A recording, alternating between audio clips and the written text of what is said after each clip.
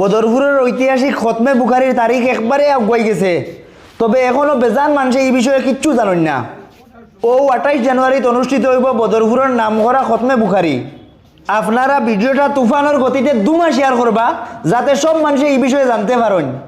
আর আপনার শেয়ারের কারণে যাতে সব মানুষে গিয়া এই খতমে বুখারিতে অংশগ্রহণ করতে পারেন।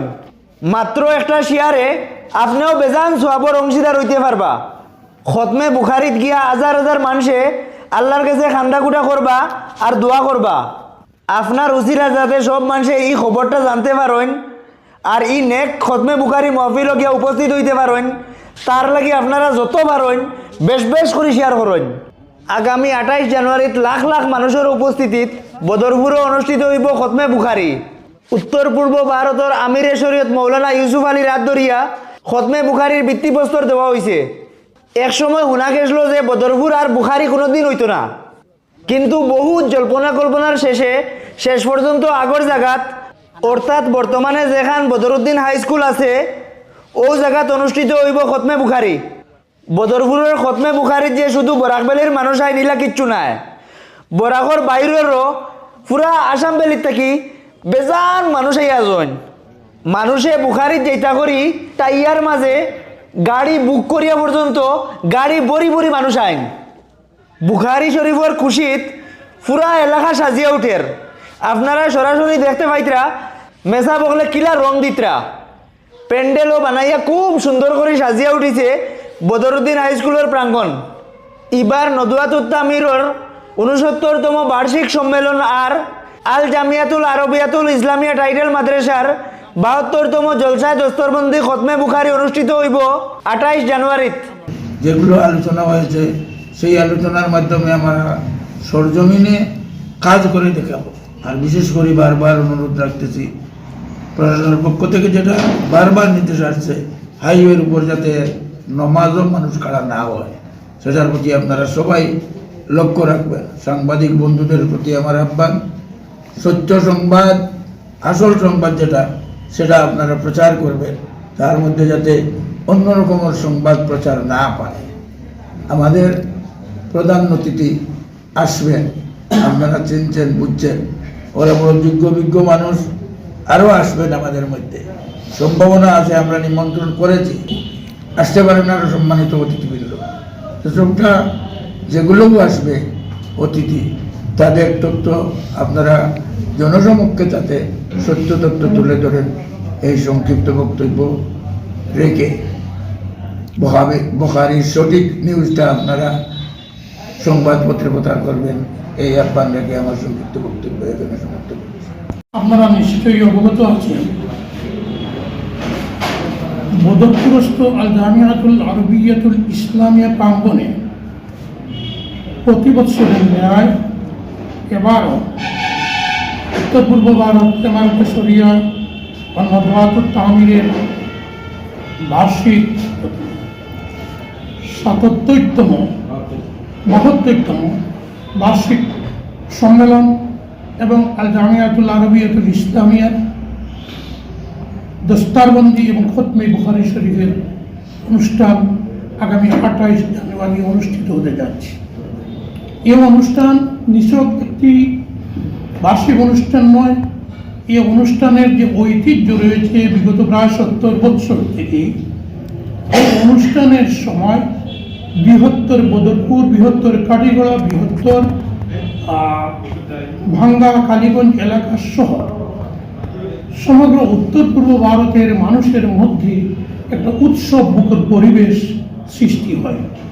এবং এই অনুষ্ঠানের বেশ কয়েকদিন পূর্ব থেকে উত্তর পূর্ব ভারতের 7টি রাজ্য থেকে এবং এই এলাকার বাহির থেকেও অনেক লোক এই অনুষ্ঠান খতমে বুখারী নামে বেশি প্রসিদ্ধ কবে হতে যাচ্ছে, এবার কারা আসছেন, এর জন্য অত্যন্ত উদ্গ্রীব থাকেন।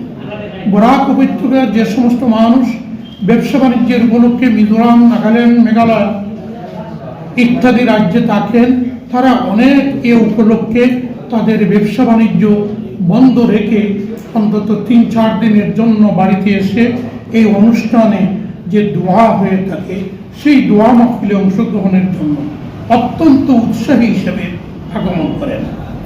এবারের অনুষ্ঠান আগামী 28 জানুয়ারি হতে যাচ্ছে এবং এ অনুষ্ঠানে সভাপতিত্ব করবেন আমাদের উত্তর পূর্ব ভারতের মহামান্য আমিরের শরীয়ত শাইখুল হাদিস ও শাইখুল মাশাইখ হযরত মাওলানা ইউসুফ আলী সাহেব, এবং তার সুযোগ্য নেতৃত্বে এবং সভাপতিত্বে অনুষ্ঠিত এ সম্মেলনে আপনারা শুনলে খুশি হবেন। প্রধান অতিথি হিসেবে যোগদান করবেন সর্বভারতীয় মুসলিম পার্সোনাল ল বোর্ডের জেনারেল সেক্রেটারি এবং রাজস্থান জয়পুরের জামিয়াতুল হিদায়া নামে একটি অতি উচ্চ স্তরের আন্তর্জাতিক খ্যাতিসম্পন্ন মাদ্রাসার মুহতামিম হযরত মাওলানা ফজলুর রহিম মুজদ্দিদি সাহেব।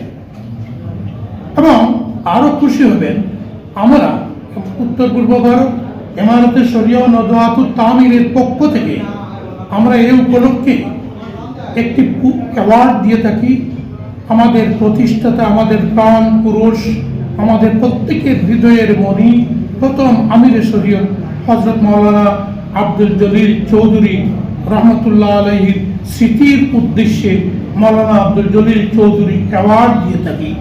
সেই অ্যাওয়ার্ড নগদ আমরা 20,000 টাকা এবং মানপত্র সার্টিফিকেট দিয়ে থাকি এবং একটি স্বর্ণপদকও সেই সঙ্গে দিয়ে থাকি, রৌপ্য পদক আমরা দিয়ে থাকি। এবার এই পুরস্কারের জন্য পুরস্কার selection committee, award selection committee, আপনারা শুনলে খুশি হবেন। এবার এই অ্যাওয়ার্ড দেওয়ার জন্য আমাদের প্রধান অতিথি সর্বভারতীয় মুসলিম পার্সোনাল ল বোর্ডের জেনারেল সেক্রেটারি মাওলানা ফজলুর রহিম মুজদ্দিদি সাহেবকে আমরা মনোনীত করে আমরা নিজেকে গৌরবান্বিত মনে করছি। এবং এ দিন এই পবিত্র অনুষ্ঠানের মঞ্চে মাওলানা ফজলুর রহিম মুজদ্দিদি সাহেবের হাতে আমাদের হযরত আমির শরীয়ত সাহেব এই অ্যাওয়ার্ড সকলের উপস্থিতিতে তুলে দেবেন।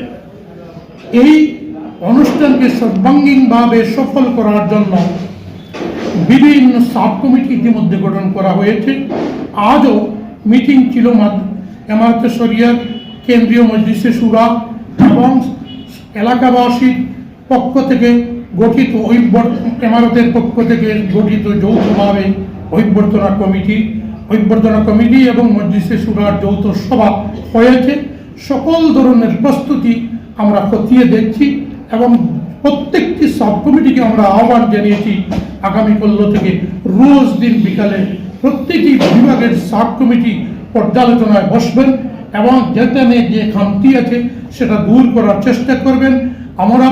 আমাদের স্বেচ্ছাসেবক বাহিনী থাকবেন, তারা সেই দিন যাতে রাস্তায় কোনো ধরনের যানজট সৃষ্টি না হয় সেদিকে আমরা দৃষ্টি রাখবো, যাতে অ্যাম্বুলেন্স সহ কোনো গাড়ি ঘোড়া চলাফেরায় কোনো ধরনের অসুবিধা না হয় সেটা আমরা পুলিশ প্রশাসনের সহযোগিতা অবশ্যই চাবো, কিন্তু তার চেয়ে বেশি আমাদের স্বেচ্ছাসেবকরা অ্যাক্টিভ থাকবেন। আমরা গত 2 বছরও দেখিয়ে দিয়েছি আমাদের স্বেচ্ছাসেবকদের তৎপরতায় কোনো ধরনের যানজট সৃষ্টি হয়নি, কোনো অসুবিধার সৃষ্টি হয়নি। আমরা সেই দিন বৃহত্তর স্বার্থে আমরা এশার নামাজ আমরা যখন পড়ব আমরা আগে থেকেই ঘোষণা দিয়ে দেব সেই এশার নামাজে যেন ন্যাশনাল হাইওয়ে আমাদের রাস্তা বন্ধ করে কোনো মানুষ নামাজের জমাতে খাড়া না হন সেদিকে আমাদের স্বেচ্ছাসেবকরাও লক্ষ্য রাখবেন।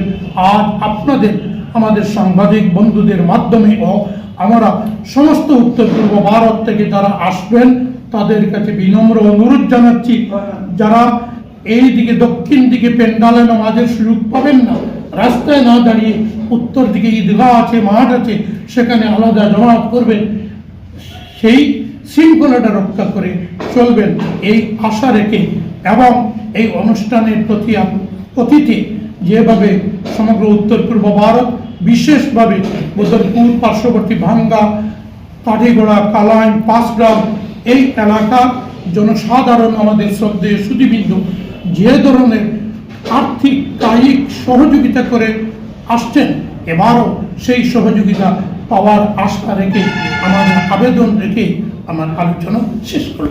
বদরপুরবাসী কেন, আমরা পুরো উত্তর পূর্ব ভারতের মানুষ, সহ আমাদের পার্শ্ববর্তী অন্যান্য দেশ থেকেও মানুষ এই বদরপুর খতমে বহারির জন্য অপেক্ষায় থাকে। প্রতি বছর বহারি হবে, হাজার হাজার মানুষের সমাগম ঘটে।